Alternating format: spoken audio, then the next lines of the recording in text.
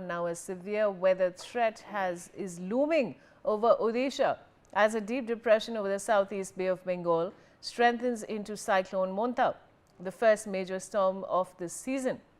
The India Meteorological Department has issued red and orange alerts for 23 of the state's 26 districts, warning of torrential rain, high-speed winds and possible flooding. The system is moving towards the Andhra coastline, likely making landfall between Machilipatnam and Kalingapatnam near Kakinada on October 28th. Authorities have begun large-scale preparations, while fishermen and residents in coastal regions have been urged to stay indoors and avoid the sea. Let's compare Cyclone Monta to previous cyclones in Odisha.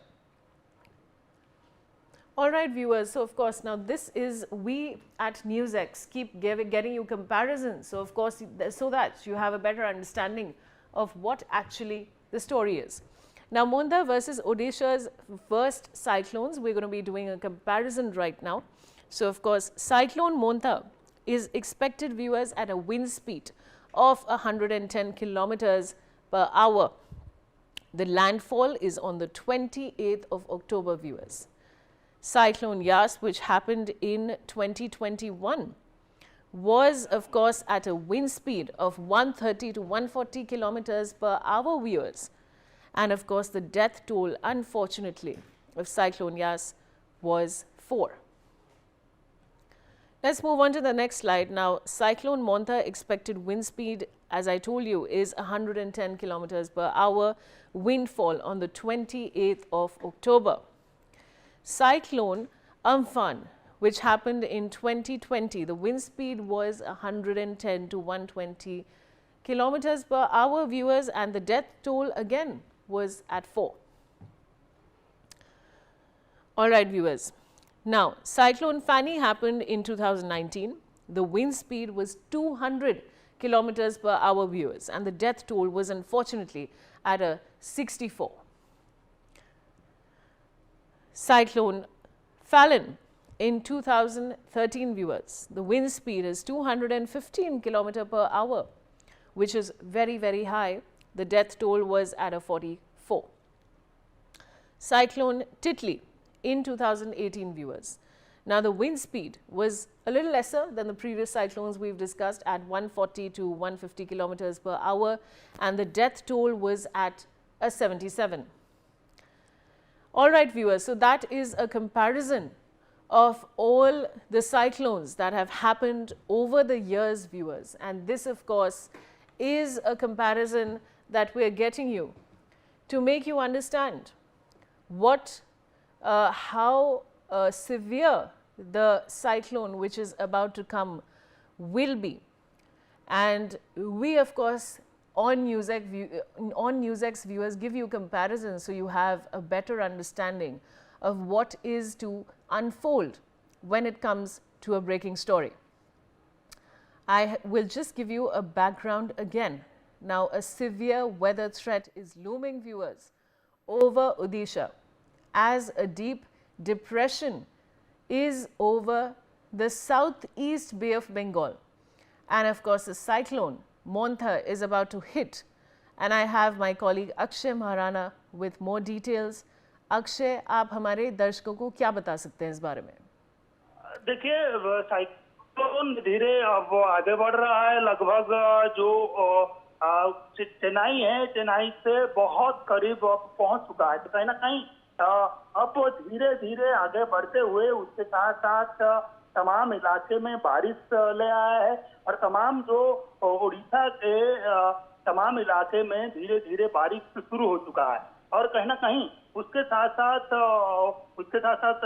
जो आंध्र प्रदेश है वहां भी बारिश शुरू हो चुका है। आंध्र प्रदेश के काकीनाडा और जो मछलीपट्टनम और कलिंगपट्टनम के बीच ये लैंडफॉल करने वाला है। तो कहना उसकी विंड जो स्पीड है वो स्पीड भी ज्यादा रहने की संभावना जताई जा रही है। तो कहीं ना कहीं इन इलाके में ज्यादा बारिश से वजह जो पहाड़ी इलाके हैं उन इलाकों में ज्यादा खतरा बढ़ जाता है। इन इलाके में ज्यादा खतरा बढ़ने की वजह से लोगों की मुश्किलात कहीं ना कहीं वहां बढ़ जाती है। तो कहीं ना कहीं जो प्रशासन है, प्रशासन पूरे मुस्तैदी से तैनात होने के लिए तमाम टीम को भेज चुकी है। तमाम टीम अब ओड्राफ से लेकर तमाम जो टीम है वो टीम अब निकल चुकी है। जो इलाके में अफेक्टेड करेगा, जो इलाके में ये कहर बरपाएगा, वहां कहीं ना कहीं अब टीम धीरे धीरे पहुंच रही है। तो उसके साथ साथ तमाम इलाके में बारिश की संभावना जताई गई है। उड़ीसा से लेकर आंध्र प्रदेश और वेस्ट बंगाल और केरला, तमिलनाडु जैसे इलाके में ये ज्यादा बारिश कर सकती है। इस इलाके में भी हाई अलर्ट जारी किया हुआ है। इन इलाके के जो डीएम हैं उनको भी निर्देश दिया गया है कि कैसे ग्रास रूट के जो अधिकारी हैं, ग्रास रूट के जो सरकारी कर्मचारी है, उनके तहत कैसे लोगों के पास पहुंचा जाए, लोगों को अवेयर किया जाए, और जो लोग रिहायशी इलाके में रह रहे हैं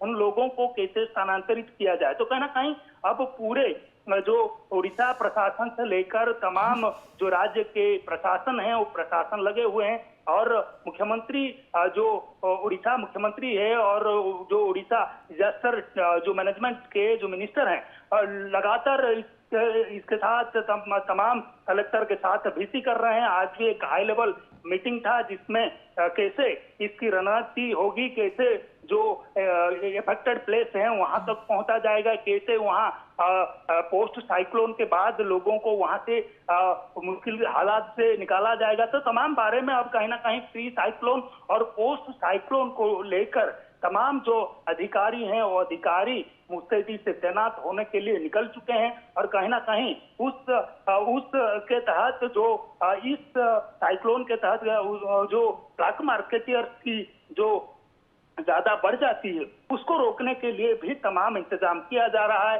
तमाम जो लोग ये ब्लैक मार्केटिंग करने की सोच रहे हैं उनके खिलाफ भी कहीं ना कहीं कड़ी कार्रवाई करते हुए नजर आएंगे सरकार। और इसके साथ साथ तमाम इलाके में जैसे ब्लैक मार्केटियर की प्रभाव ना हो, ज्यादातर जो दाम में चीजें ना मिले, इसी के तहत तमाम जो अधिकारी हैं वो लगे हुए हैं। तमाम सरकार की ओर से बोला गया है कि तमाम जो चीज हैं, तमाम जो राशन सामग्री है वो मौजूद हैं। आप जो ब्लैक मार्केटियर हैं उनको उनके पल्ले मत पड़िए। और कहीं ना कहीं वो जो तमाम जो इलाके हैं उन इलाके में कैसे राशन पहुंचा जाएगा, कैसे पोस्ट साइक्लोन के बाद लोगों को उन पका हुआ खाना के साथ साथ लोगों को कैसे ठीक सुविधा मिल पाएगा और पीने की पानी उपलब्ध हो पाएगी, तमाम बारे में अब कहीं ना कहीं सरकार देख रहे हैं। तमाम इलाके में सरकार धीरे धीरे लोगों को यानी अधिकारियों को भेज रही है। अधिकारी ग्रास रूट में पहुंच रहे हैं, ग्रास रूट के जो लोग हैं उनको अवेयर कर रहे हैं। तो कहीं ना कहीं अब देखना ये होगा कि ये साइक्लोन जब हिट करेगा उसकी प्रभाव कितनी रहेगी, कितने जिले में ये इफेक्ट डालेगा, कितने जिले इसके तहत प्रभावित हो सकते हैं। तो कहीं ना कहीं अब ये जो साइक्लोन है ये साइक्लोन के ऊपर नजर रहेगा और साइक्लोन कैसे लोगों की मुश्किलात और बढ़ा देती है ये भी देखना होगा।